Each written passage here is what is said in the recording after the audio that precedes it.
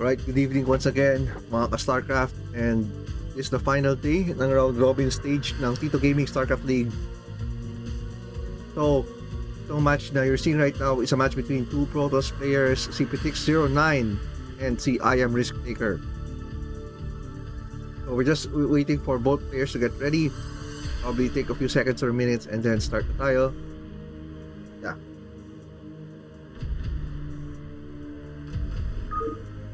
Yeah, let's go.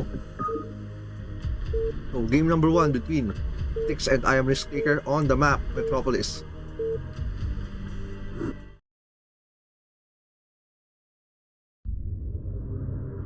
Okay, switch tayo colors. So on here in the lower left side of the map we have blue, Protoss player, I Am Risk Taker.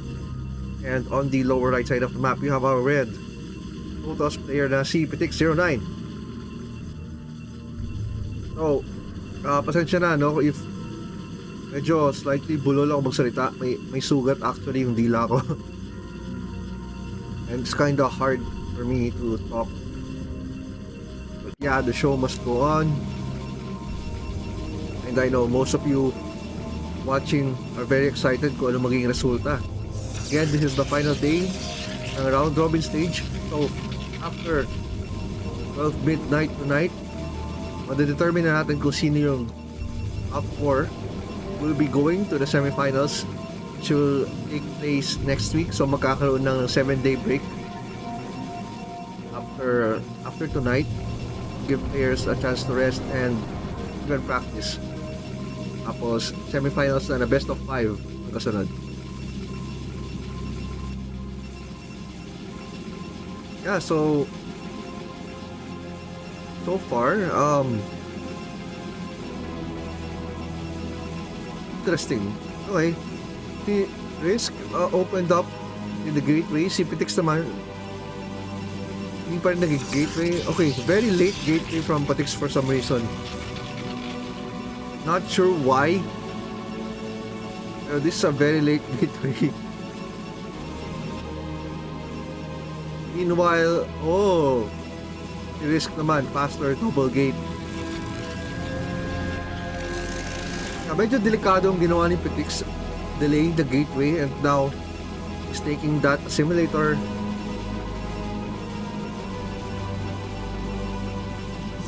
Akala ko mag-aaral siya mag-Nexus first. Pero hindi, nag-gateway siya, very late gateway.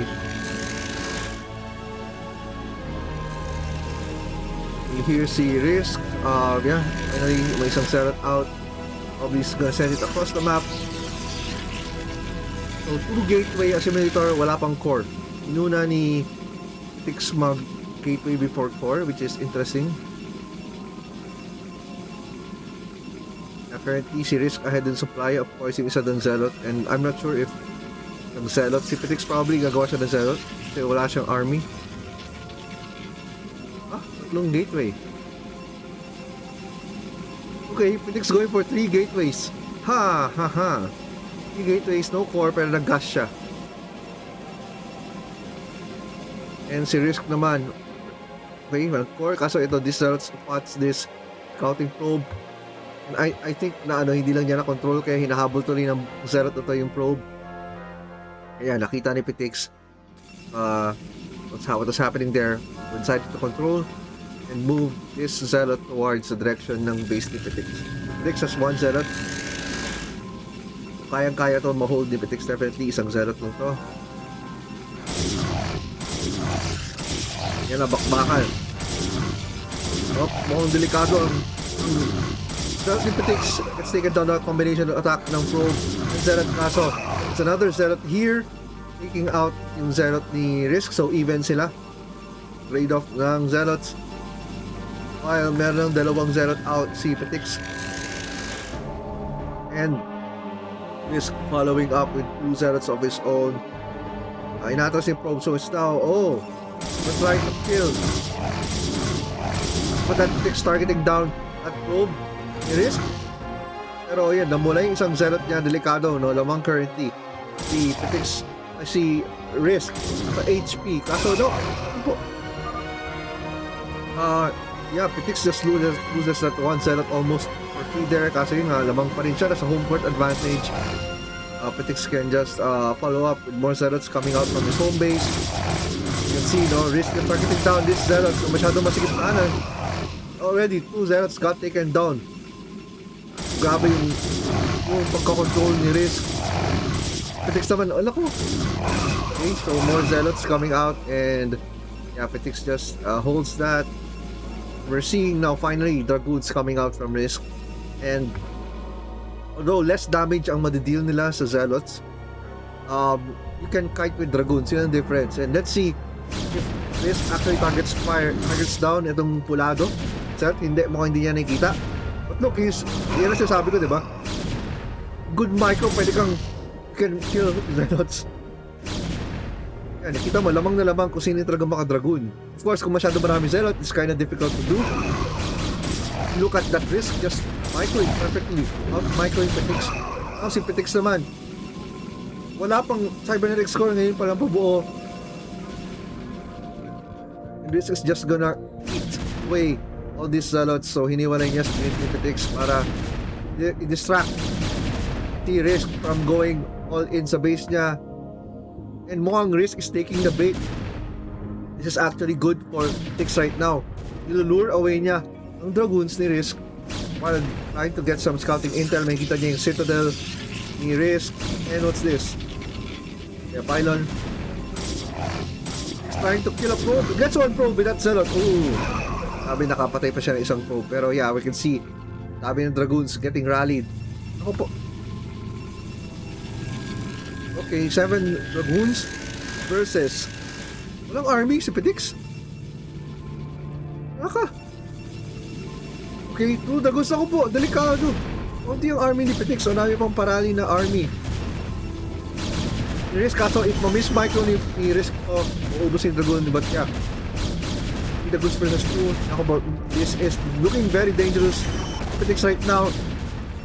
Risk naman. Stuck yung control niya sa Dragoons dito for some reason. Hindi niya nag-control. Naku po. Risk not controlling these other Dragoons. Meanwhile, yan, naubos ni Risk ang Dragoons ni Pitix. Mukhang game over agad. Mukhang GG naman, grabe. 6 Dragoons. So, walang army. Pipitasin lang. Lahat ng lalabas sa gateway. Pipitasin lang ni Risk. Ang kailangan gawin ni Risk dito is i-rally Dragoons dito sa base Pitix. Yan na mukhang GG na, sir.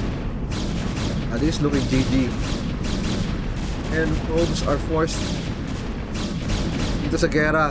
So, masyado lang maraming Dragoon si Risk.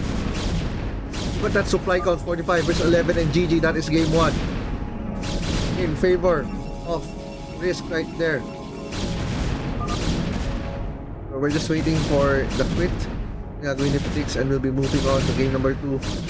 Sabi, wow, very impressive. May Risk, hindi siya yun yan, ni Russell Carey this time nag-ground unit siya ngayon. Fighting back-backan talaga.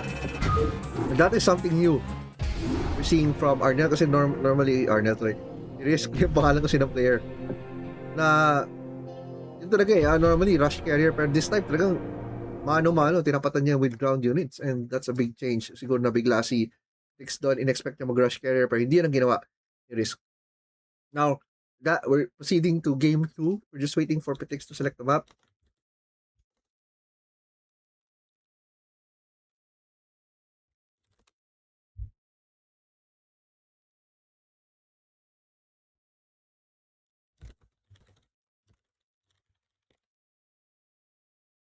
Okay, selected Roaring Currents.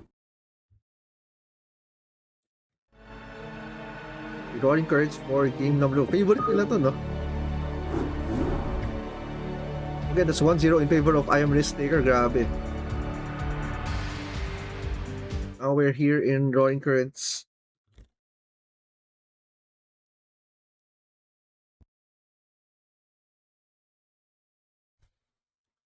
And let's see how this goes. Shout out to all the viewers. And that's 1-0 in favor of I Am Risk Taker. I'm watching this right now. Oops. Na ano ko. Na tinignan ko na yung Twitch saglit.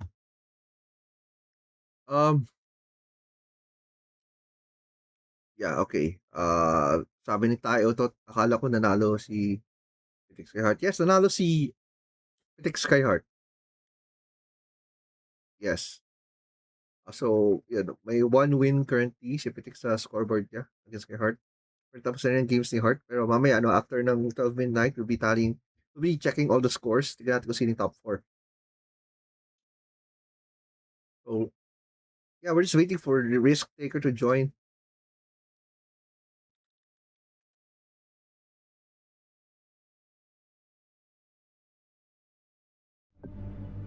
And start na tayo. That was a very fast first game.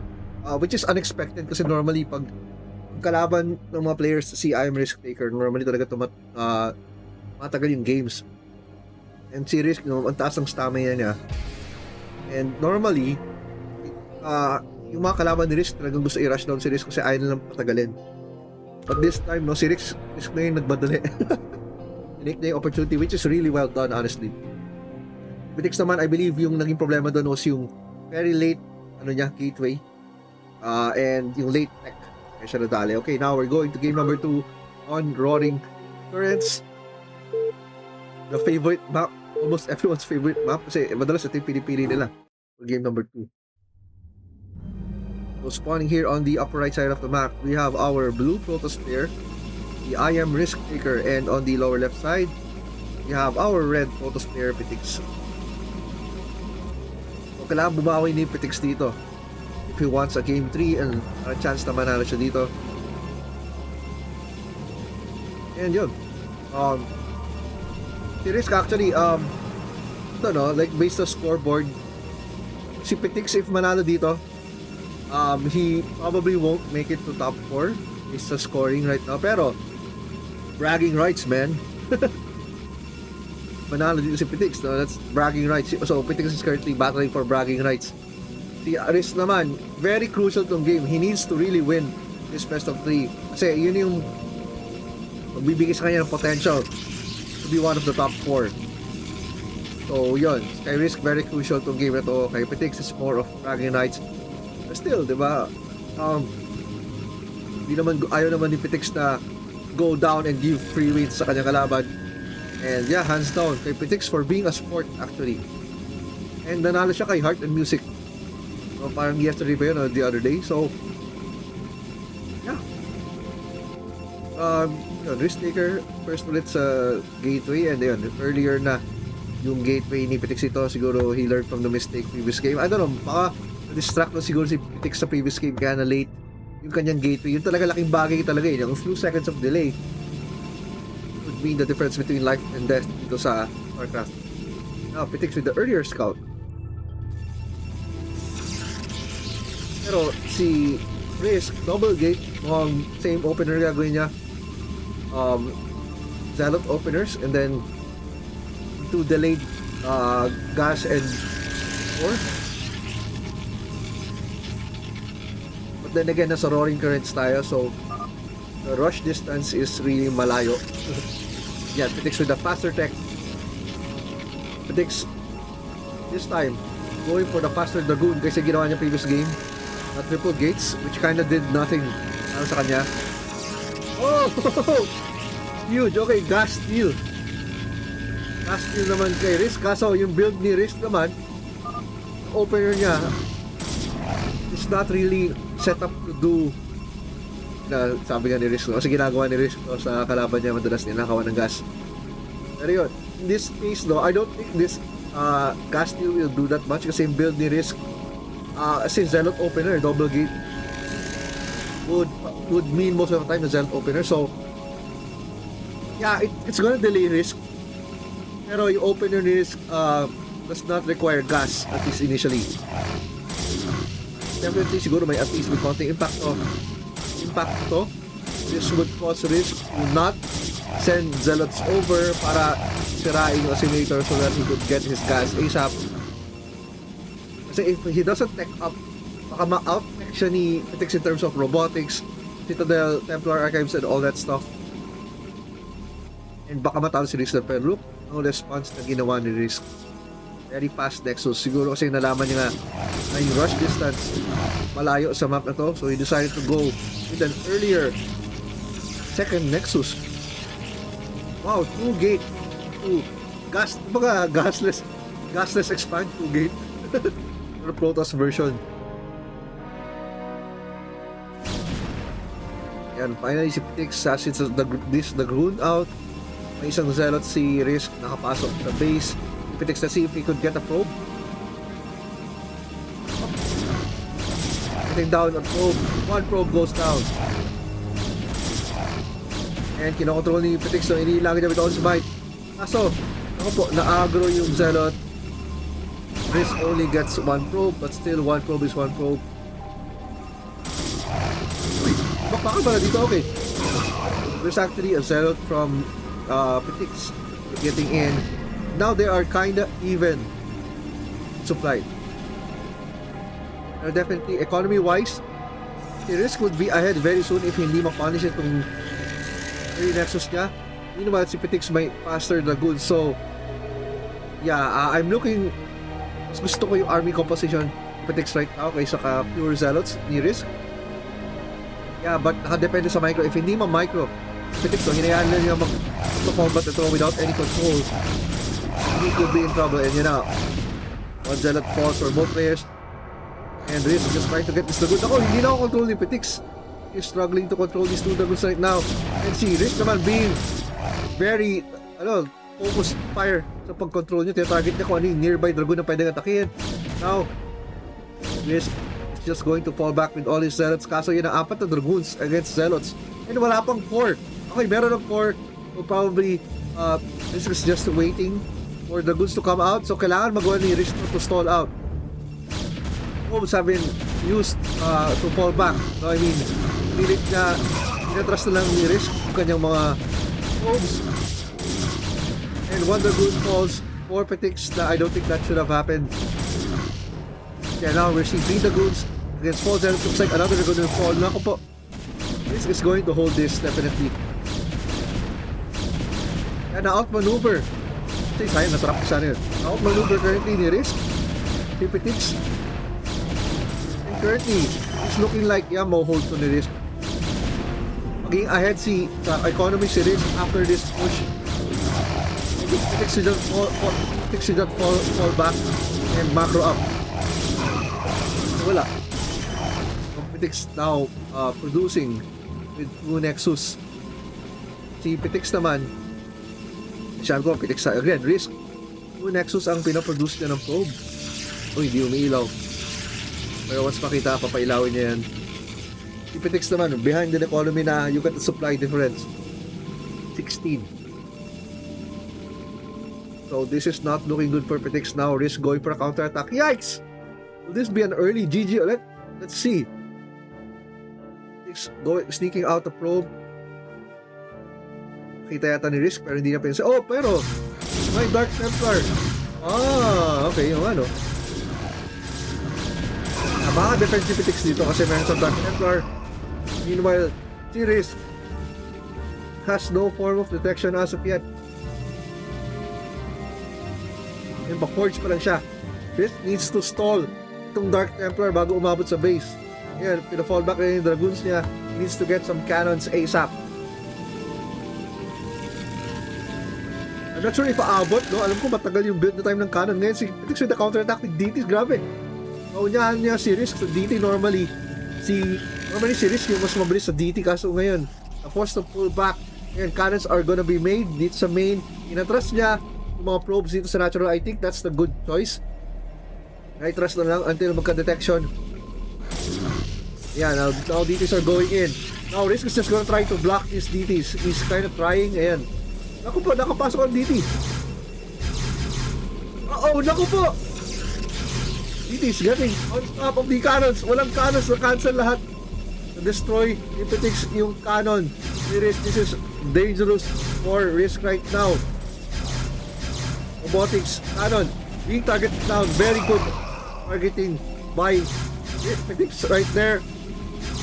Naka-4 na Dark Templar. Naku po! Mukhang balik to do. Akala ko ahead na si Risk pero I did not. and did not take into consideration yung fast Templar archives na ginawa ni Petix. Yeah, and Risk is at risk of losing this game. Kailangan lang gawin ni Petix, make sure all the cannons are dealt with bago mabuo. One cannon was up, pero yun nga, again, patay agad ni Petix. More cannons being morphed right now. May isang Dragoon pa na nasingit dito si Risk, si Petix. Yeah, this is looking GG. Yeah, this is looking game right there, mga friends. Risk is scrambling right now. Petix just targeting down this Nexus, pero photon cannon being built, maybe. Hindi mapansin ni Petix yung cannon. Hindi, sinusundan, no? Wow, Petix is really on top of things. Nakita niya, okay, naramdaman niya, gumagawa ng cannon. Si Risk, and hindi niya hayaan mabuild. Nako po! Magtatry tayo. Man, very impressive play by Petix. Hindi ko in-expect to. And may impressive, no? Not just clicking DTs. Talagang minomonitor niya. Yung focus niya. This game. It's just impressive. Wala na to, sir. 40 supply, 40. GG! Amazing! Wow! Very impressive, Petix. Very impressive. Yeah. No, hintayin natin mag-quit dito si Risk. Wala na. Wow, hindi ko expect. Akala ko magdo 2-0.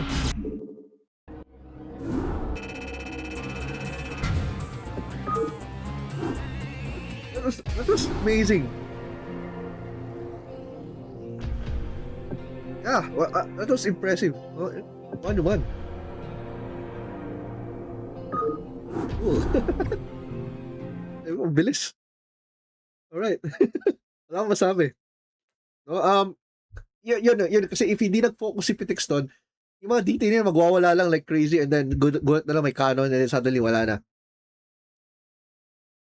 So now decision game, Wheel of Names ulit for the third map.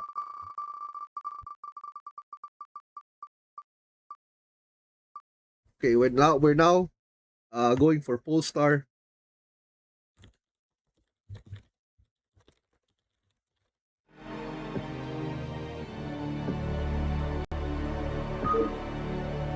Yeah, really impressive. I think pinaka-best performance si Petix so far sa lahat ng games in this entire round robin stage. Yeah. Ayos ah.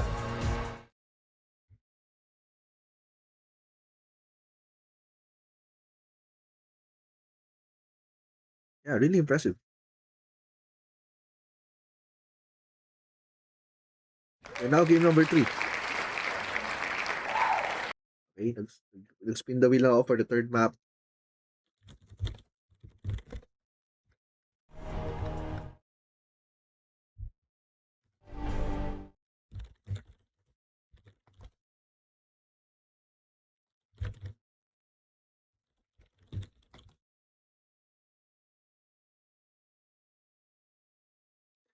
Okay, ako short break daw, 7-3 issue.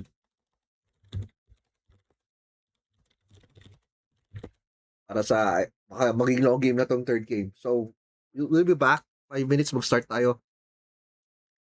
Ano lang, pares natin konti players para sa decision na to kasi ayun. Again, Petix is just just fighting for bragging rights. And si Risk, malaking bagay. Kailangan nyo mag-win para hopefully if the scores align, makapasok siya sa top 4. Let's see.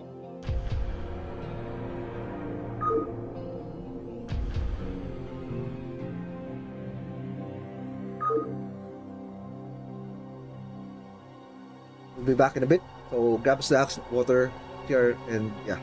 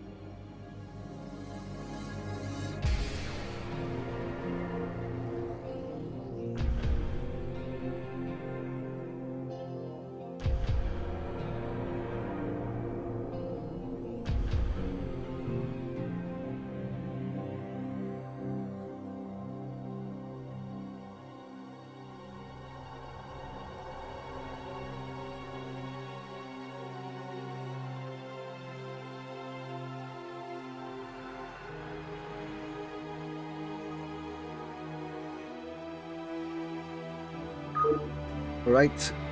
We're now heading to game number 3. Check natin if nandiyan yung players. Waiting for them. Type G.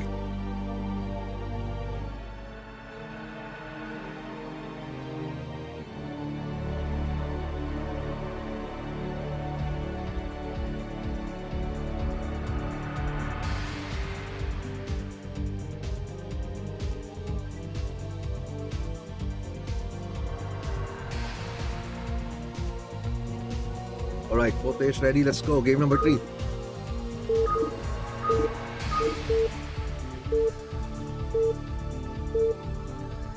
Decision time. Alright, spawning here. On the lower right side of the map, we have our red Lotus player Pitik09. And on the lower left, we have I am Risk Taker blue Lotus player. So decision na, this is game number 3. It's a battle of bragging rights. And spot be in the top 4. Potentially, hindi pa guaranteed. Kasi hindi pa natin na-finalize status scores. Therefore, Pitix definitely, this is bragging rights. I risk his chance to securing top 4 slot. And nag-cut ng probe si Risk right there. I don't know why. But definitely this time, si Pitix yung nauna sa pylon and not cutting any probes at all. With that small micro decision pa lang, no, already puts Pitix ahead.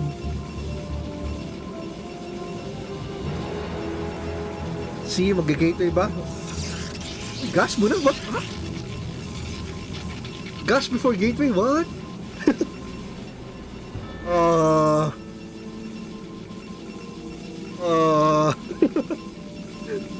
Ilo yung sagot ko doon. And si Risk just cutting probes. One gate, cut probes. It takes simulator first, gateway now, pero ahead to supply. What are we seeing here? So yun,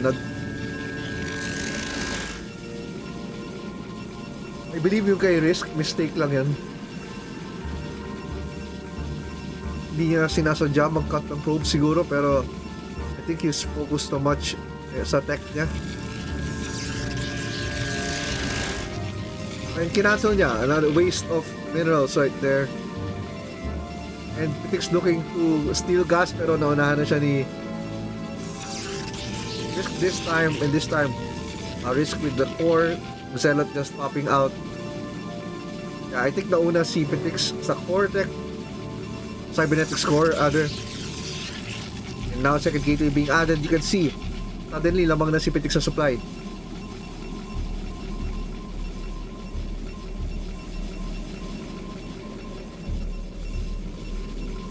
So both players are trying to micro probes so based on opponent nila, like si Pitix itong scouting probe, while maraming micro na nagaganap from both bases.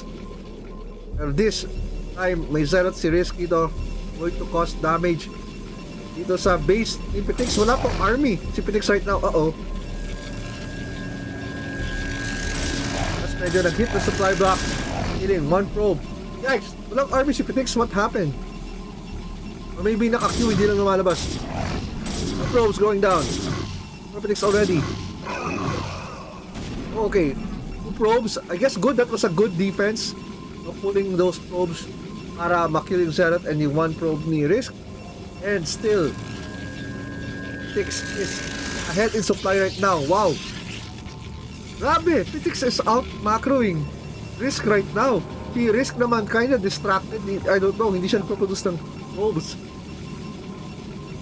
Need supply difference. Now Dragoon is out. Kita ni Pitix, nag-scout ulit siya. Ang galing ang ginagawa ni Pitix, just making sure alam niya kung anong ginagawa ni Risk. He's sacrificing this 1 probe. Check kung ano yung potentially ginagawa ni Risk, and that Dragoon of course will just take down that scouting probe. So it's 2 gate 4 versus 2 gate 4 din. Pero because of that economic advantage by not skipping probes, Pitix has faster citadel. Now 2 Dragoons versus 1 Dragoon currently sa side, sa base ni Risk. Now a Dragoon just pops out.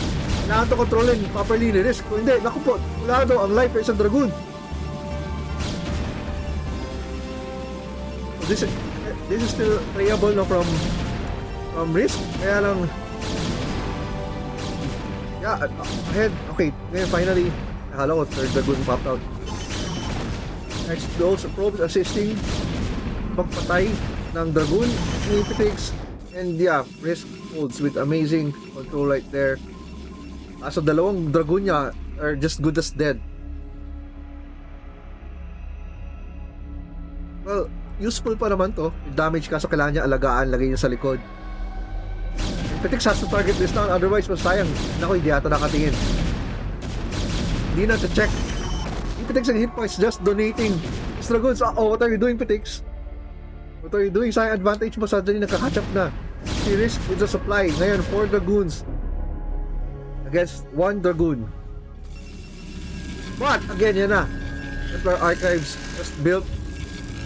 Si Risk naman finally an earlier forge. Nakaramdam siguro siya ng tech Pitix there. And another killed Dragoon sa side ni Pitix.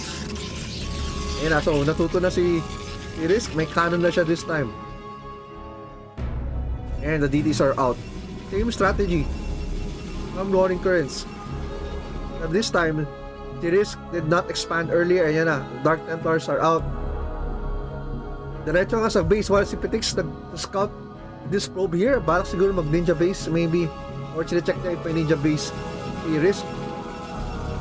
So there are 4 Dragoons sa base ni Pitix right now, pero there are DTs na rin. So wala, naka-move command lang. Yan na. So they're going with the base trade here. Not sure kung sinong lalabang, pero definitely so the photon cannon gets built. Ako po, Wala na putol ka na naman. Meanwhile, they're just base trading and si Petix just mukhang delikado. This is not looking good for Risk. We're just focusing right now, no? Wala lang sa focus. Currently, si Petix na dun sa base niya. Kaso, wala na economy. Si Risk and masisira ang Nexus. Naku po, this is looking like GG for Risk. Looks like Petix is going to win.